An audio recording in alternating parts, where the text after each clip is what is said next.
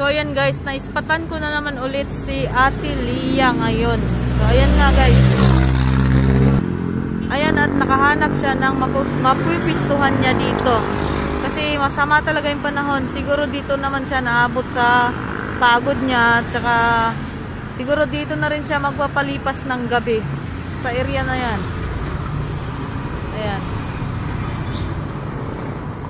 So, gusto kong lapitan siya guys at kamustahin ulit kung may makain ba siya. Kasi kanina nakita ko tinapay lang yung mga dala niya. So yan guys, nilapitan ko na naman ulit siya. Ate Lia, diyan ka matutulog? Naalala mo ako? Ha? Naalala mo ako? Diyan ka matutulog? Dito ka muna matutulog. Napagod ka na? Oo, ang dami niyang ano guys. So tingnan yung mga dala niya. So may makakain ka ba ngayong hapunan mo? Tinapay? Tinapay lang yung kakainin mong hapunan? Yung binigay ko sa'yo. Yung binigay ko sa'yo. Alam mo kung magkano yun? Itago mo yun ha. Bibili ako ng ano, kanin. Gusto mo? Gusto mo ng kanin? Kano, fried chicken gusto mo? Ayoko. So ayaw mo ng fried chicken? Yung, kasi maano yung ipin mo? Masakit yung batok mo. Sige, sige, sige. Paano kapag walang fried chicken, walang ano, walang ulam yung gusto mo, kahit ano na lang, basta wag fried chicken. Basta may sabaw. Kain ka ha.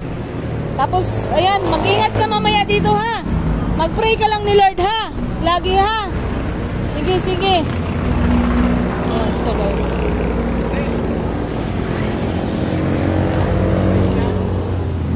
Opo. Ngayon, tatanong ko, paano yan? Hindi ko ano at hindi ko kasi siya ano at siguro dito lang siya magpalipas ng gabi. Tanong mo muna, sino ko ang ito? Hindi ko siya ano as in kilala talaga. Ako tiga rito. Ito, dito ako nakikilala po dahil. Paano mangyayari dyan kung ikakasanya yun dyan? Paano ako tatayo dyan? Kausapin niyo ho siya. Ano yung kausapin? Ha? Kausapin niya po ganyan. Sabi ako tiga rito. Kung doon siya magpupisto. Doon, pwede doon. Doon sa ano? Wag lang dito, kasi ako dito nagtitinda. Kailan ka ba magtitinda ng rambutan? Ay, umaga. Ay di, wala na siguro yan. Oo. Aalis ka na dito sa umaga, di ba? Aalis ka na dito sa umaga? Oo. Kaya tinatanong ko kayo, kasi ako tiga rito. Opo. Ako nagtitinda po sa umaga. Opo. Kaya tinatanong ko, ba't may nakapisto dyan? Oh, matutulog lang siguro yan siya dyan, kuya. Kasi napagod na siguro siya kakatulak. At bukas ng umaga naman daw, aalis siya. Yung totoo. Baka mamaya bukas, dyan, paano ko ako magtitinda pa? Aalis na daw siya kasi nangangalakal yan. Oo. Sigurado yan. Sabi mo. Siguro po, sigurado. Sige. Alis ka bukas ha. Kasi magtitinda na si tatay dito. Ako nagtitinda na po dito. Ngayon, tinatanong ko kung ba't kaya nariyan? So, matutulog ka lang dyan ngayong gabi, ha? Sige, matulog ka lang, ha? Matutulog lang daw siya, kuya. Tapos bukas ng umaga. Sigurado ako. Ito, sasamahan kita. Yung bahay ko na dyan lang, oh. Oo, sige po. Basta bukas, aalis na yan siya kayo. Nangangalakal yan. Okay.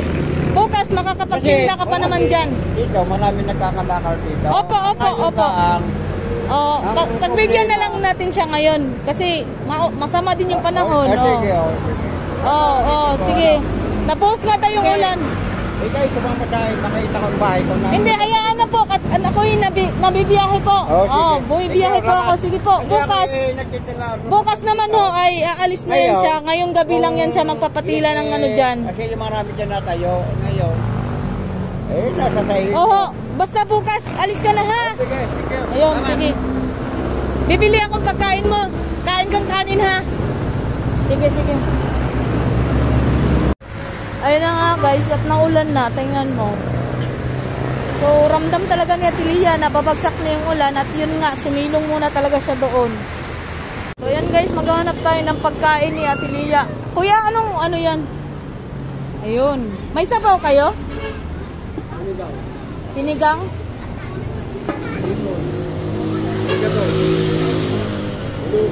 Magkano dito? Oh, sige. May kanin kayo? Yun na lang. Kanin tsaka ulam, kuya. Ilang kanin? Pahingin na lang din ako ng sabaw, ha? So, ayan guys, nakabili na tayo ng pagkain ni Ate Lia, no?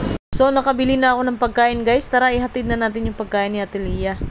At nandito na nga tayo, guys, kay Ate Lia, no? Iaabot na lang natin tong binigay kong pagkain at sobrang lakas ng ulan. Tingnan nyo nga. So, ayan siya, oh. Ate Lia! Oh! Kunin mo, dali! Yung payong mo! Gamitan mo na payong! Kasi hindi ako nakasuot ng raincoat. Kainin mo yan, ha? Ayan, sige. So, ayan na guys, nabigyan na natin yung pagkain, no? Ayan na nga, tingnan nyo, ang lakas ng ulan. Buti na lang talaga at may nakita siyang masilungan dito. Sa area na to. So, God bless sa'yo, Ate Lia, no? Gagabayan ka ni Lord palagi sa yung mga lakbay. So, sobrang nakakadurog sa puso yung mga ganitong sitwasyon. Yung mga ganitong tao talaga na talagang dapat talagang tulungan.